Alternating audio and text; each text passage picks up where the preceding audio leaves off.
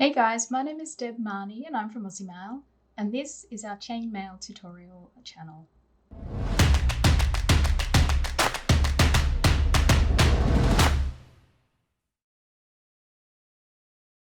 Hey guys, hi, hello, how are you?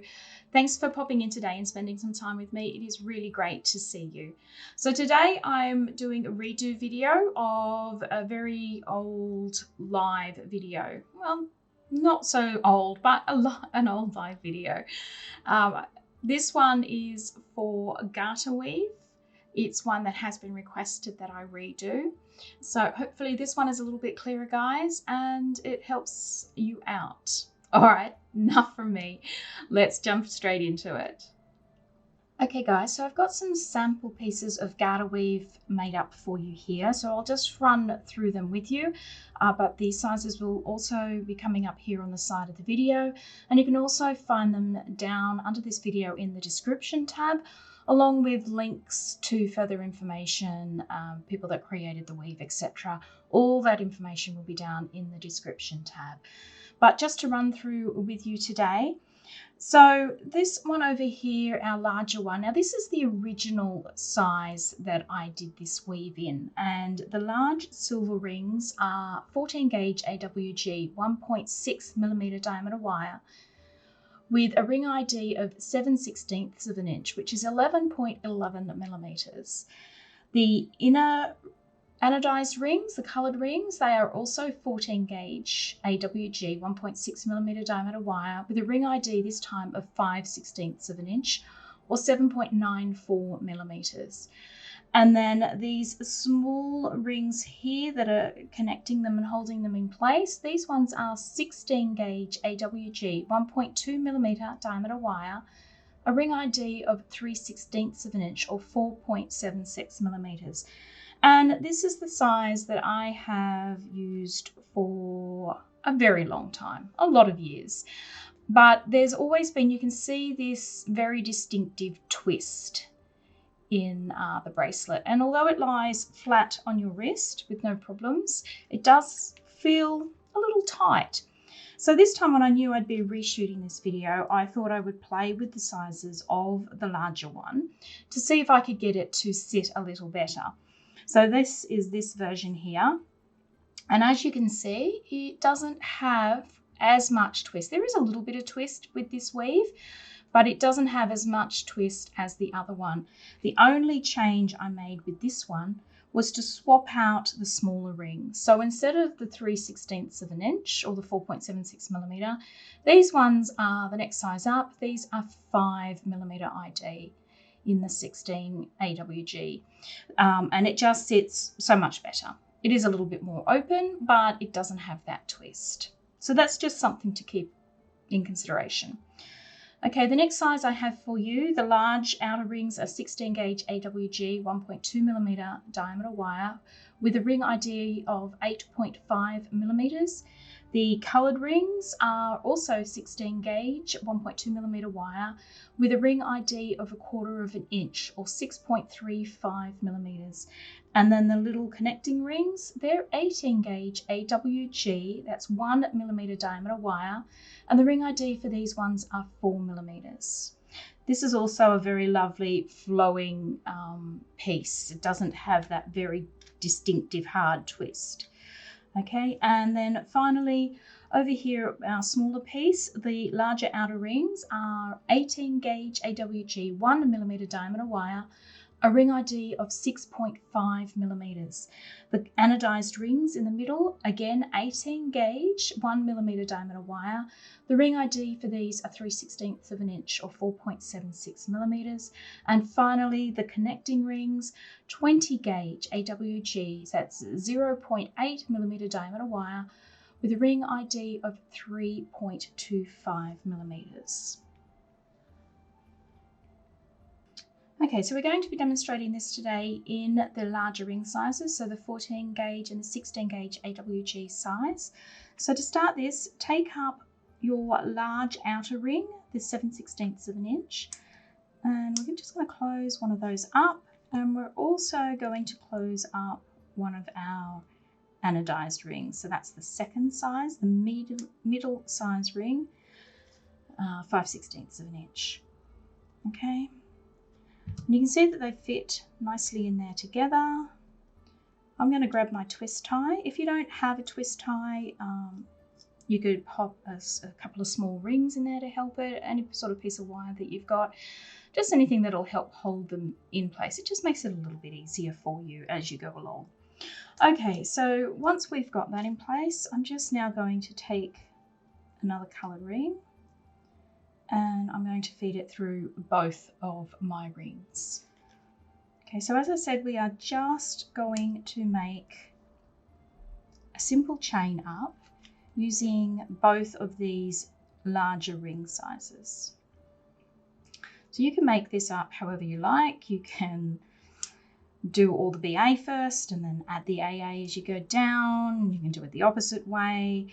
Whatever works for you, as long as you end up with a piece of chain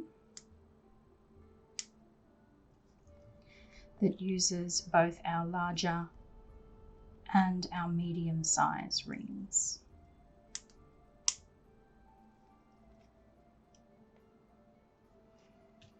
Okay, so if you guys just go ahead and continue creating that chain for yourself.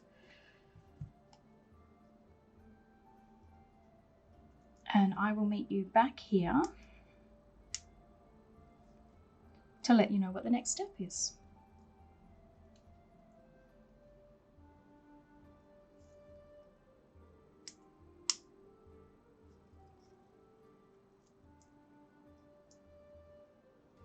Okay, so once you have your middle chain made, now you can create this all in one go.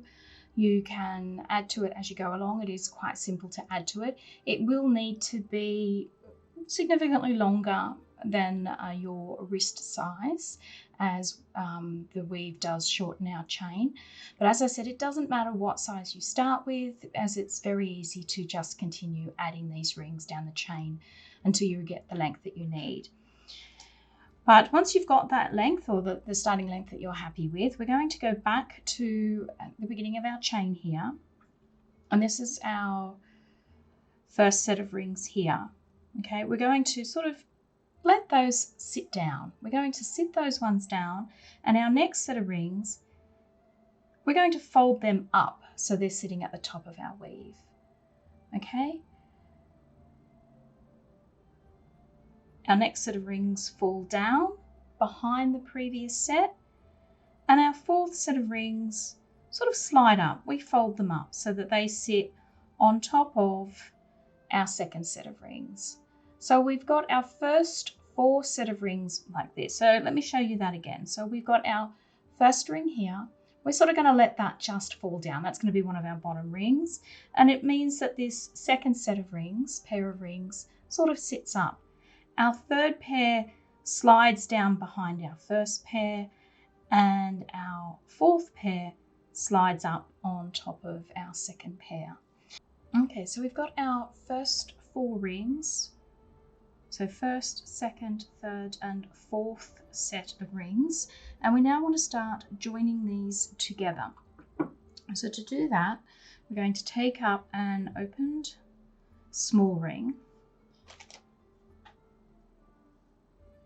And we're going to start with our second and our fourth set of rings. So taking up your open small ring, so this is the 3/16 or the 5mm, whichever option you decide to go for. This one is actually the 5mm ID ring. We're going to take it through the front of our fourth set of rings here, so picking up both of these rings, and then coming up through the back of our second set of rings, again picking up both of those rings in that set. So to show you what that looks like, we're going down through the front, picking up those 2, twisting our ring, and coming up through the back of that second set. Okay, there's not a lot of room in there to play with, but it isn't difficult to do.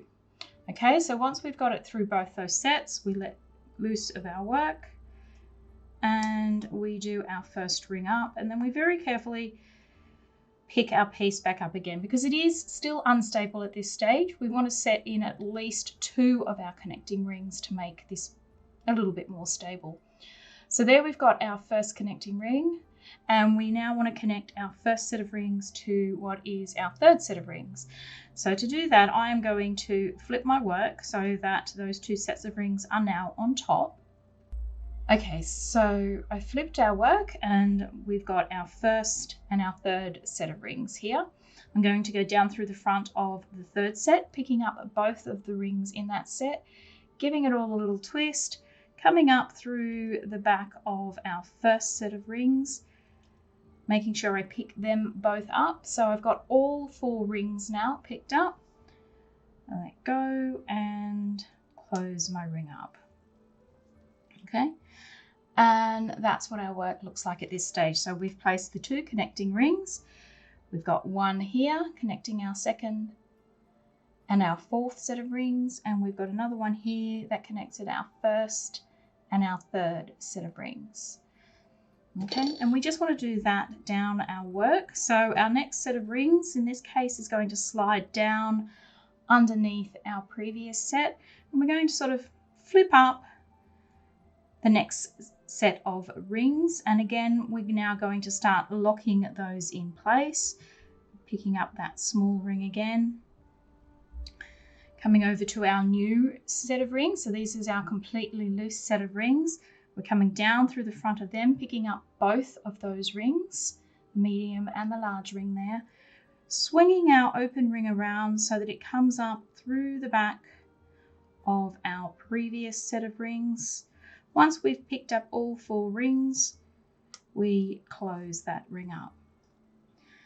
Now you've got the choice now of either continuing to work down one side of your weave, or you can flip each side and do each side, whichever works best for your workflow. If you want to just fold the rings in place and just stabilize one side, that is perfectly fine, as is flipping your work over like I have just done and stabilizing each side of your new rings as you go. So again, just to show you there, we're going to go down through our new set of rings, picking up both of them, swinging around, picking up our previously locked in place set of rings and closing our ring up.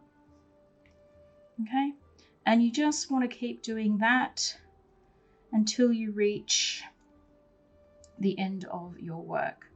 So just folding basically 2 sets of rings in place, locking them in, flipping your work over, locking the second set in,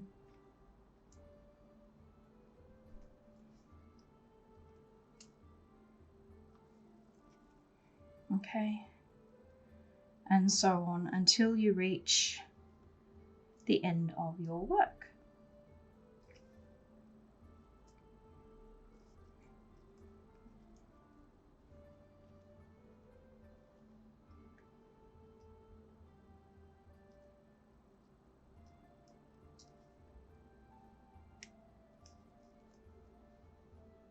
Okay, and that is it. That is the beauty of Garter Weave. Now, as you can see, I've got a very, very short piece here, and I'm obviously going to need to extend this to make a bracelet. So just to show you what I would do here, you would take up a coloured ring and feed it through that last pair of rings.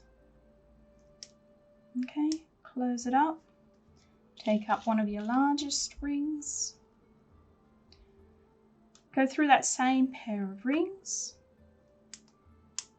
close it up, and then we just extend that chain. So again, a center ring, go through the last pair of rings that you added, your large ring, oops, sorry, go through that same pair of rings, and you keep doing that for the length that you need, and then you just continue on.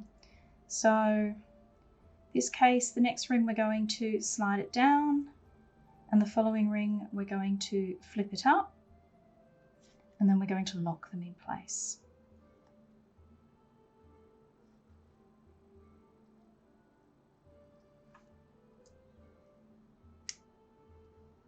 Okay, so there's our first locking ring on that side. I'm then going to flip my work over and place the next locking ring with these two loose ones here.